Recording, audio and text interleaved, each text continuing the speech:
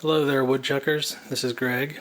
I recently posted on the Facebook page a project I was working on of making some wooden beads and had shown some pictures of this tumbler I'd built to make the beads. And I'd had some questions and a few people had asked for some more detail, so I thought I'd take a shot here at putting together a little video. Okay, so the motor, I will try to put some more information in the description about this, but it is a Dayton motor. It is 1/15 horsepower, and I actually saved it from the garbage, but I do believe they still make it. You can still order them online, last time I checked. It has this variable speed knob here, which actually is really handy for making the beads. So I just built this box, simple particle board box, made a little bracket to hold the motor upright, and you can see the shaft going up through the top there, and there is a sleeve with set screws on that shaft. So on the top side here we have this wooden disc that I made and there's just a bolt running through that into that sleeve you saw on the bottom. Let's see if I can get that off there. Yeah, there you go. So that just gets turned by the motor. Sort of acts like a little turntable, if you will. And then I have this, I believe that's a 6-inch PVC coupling, and you can see I've lined the inside with sandpaper. So that just sits on top here around the disc. And as far as making the beads, I've done it two ways now. The first time I did it, I used a plug cutter and cut out plugs from a piece of wood. And here, I'll show that here. It is a 5/16 inch plug cutter. What I had done is I started off with a 1/16 of an inch bit and drilled a bunch of pilot holes into a piece of walnut, and then set the plug cutter in the drill press and placed that point in each hole and just plunged down into the wood.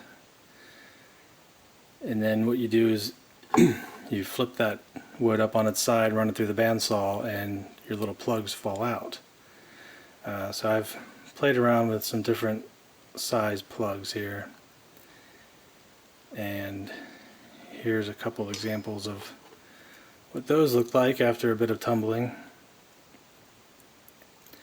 This most recent time I just took a piece of cherry, drew out a grid, and drilled holes in the center of each square, and then I followed those lines out, cut out a bunch of little cubes on the bandsaw and tossed those into the tumbler as cubes. So first time I started off as cylinders, so I was basically just rounding over the ends, and this most recent time I was actually started off with cubes, so it took a little bit more tumbling to get to round. And actually here's a couple of the finished product of the cherry beads that I made. So after you cut your plugs or your cubes, they would just get tossed in here like this,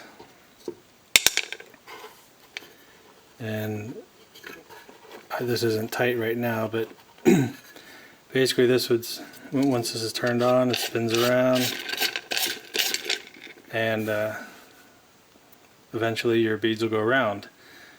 I'll plug this in a minute here and just kind of give you an idea. I keep this Tupperware bowl over top and usually just run a strap around it because they will bounce around. I'm not sure what the RPMs are, but I usually have this dial set at about 70 when I'm tumbling. It seemed to be a pretty good speed. It goes from 0 to 100.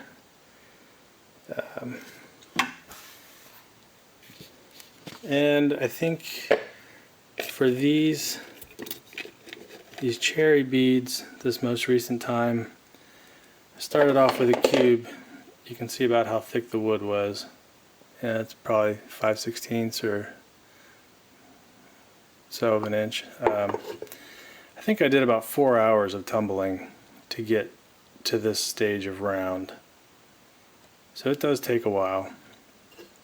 I usually set this out on a portable work table out in the driveway because I haven't really come up with a good method for dust collection just yet. I have some ideas, but just haven't worked it out. So let me take a break here, and I'll come back with this plugged in and kind of give you an idea of what it's like when it's running.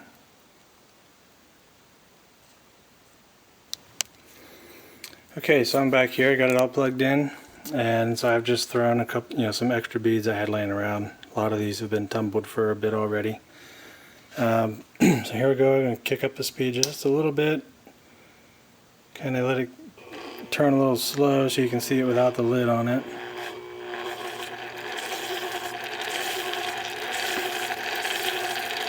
There you go.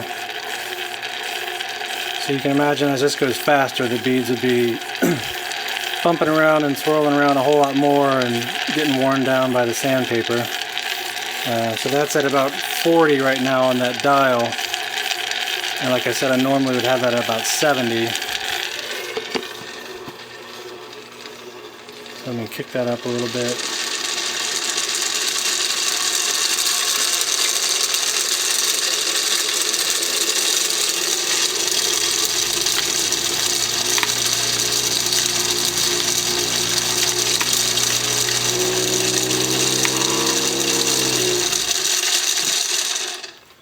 I don't know if you can see that dust flying up or not.